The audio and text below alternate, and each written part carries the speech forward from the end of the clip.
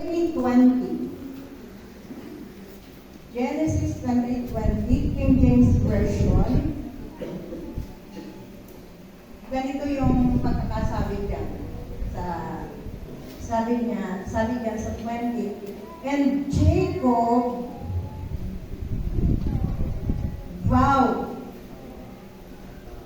past tense, and Jacob vowed a vow.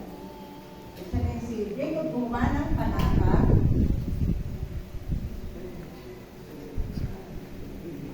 at ito ang kanyang panata. Sabi yan. Basahin niya natin. Sa English. Lahat tayo. Saying.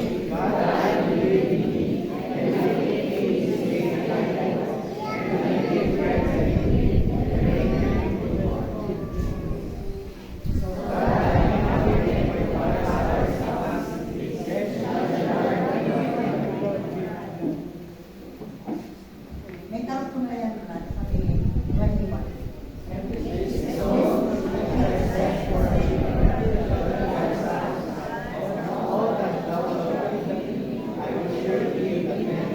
Ayan. Unang panata ng Itapo. Unang panata ng Itapo. Kasi sa Abraham, hindi na niya nagpanata. Ginawa niya to.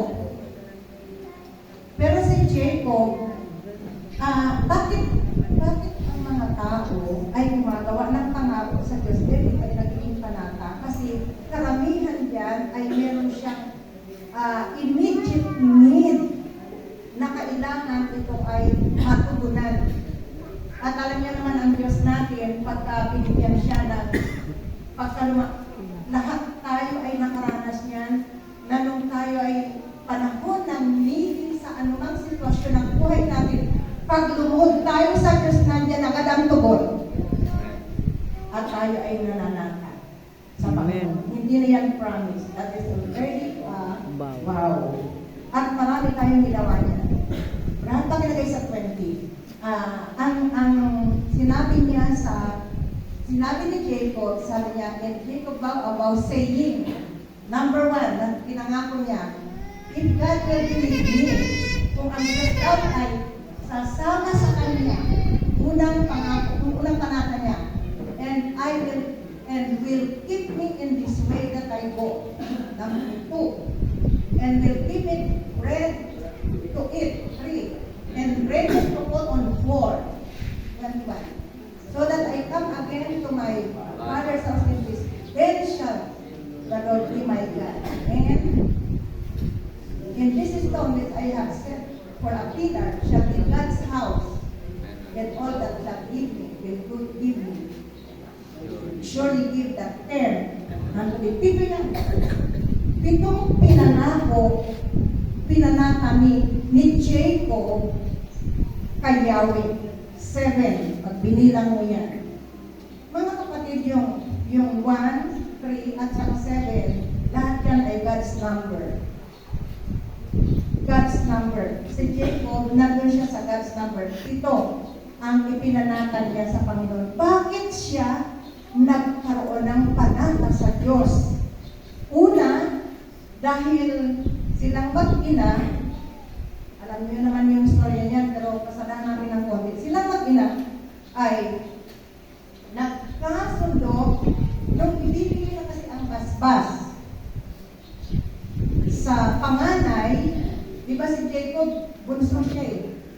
Nung ibibigay na ni Isaac ang basbas, ay narinig ni Rebecca.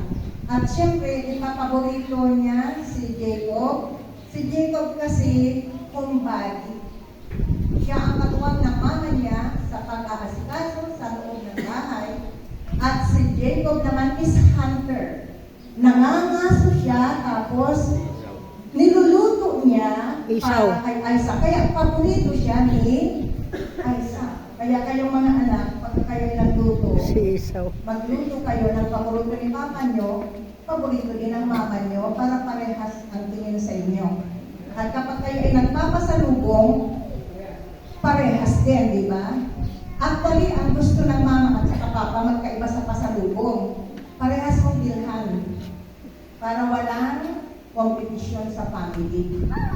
Kaya, si Jacob, hindi na naisip yun na bigyan din ng pabor yung kanyang ama. Kaya, ang ginawa ni Rebecca nung marinig yun, anak, magluto ka ng ganito, di umalis na si Isaw, di ba? Huwag ka ng ganito ganyan, sabi ni Jacob, Ma, magalahibo si Kuya. Si Isaw. Kaya yung mahilig sa Isaw yan. Hindi masustansya yung Isaw, ha? Yung Isaw sa Bible, makita niyo kung ano nangyari sa kanya. Tapos ano na, magalahibo. At yung boses, magkaiba. Madali lang yan. Yung mga nanay, yung mga konsentidor yan.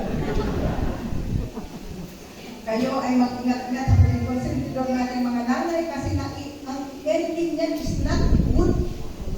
Laging hindi maganda. Kaya, mga nanay yan, bago kayo mag-desisyon, medyo mag-usap kayo. Sasabihin ng tatay, na, mag-engineer ka. Sabi ng nanay, na, mag-lawyer ka. Kaya sa umaga, mag-engineer siya, sa hapon, mag-lawyer siya. Pero pag ganyan, wala, di ba? Parang parehas na, matuwa, kaya lang, isa lang ang nananalo. Ano yung mga nanay?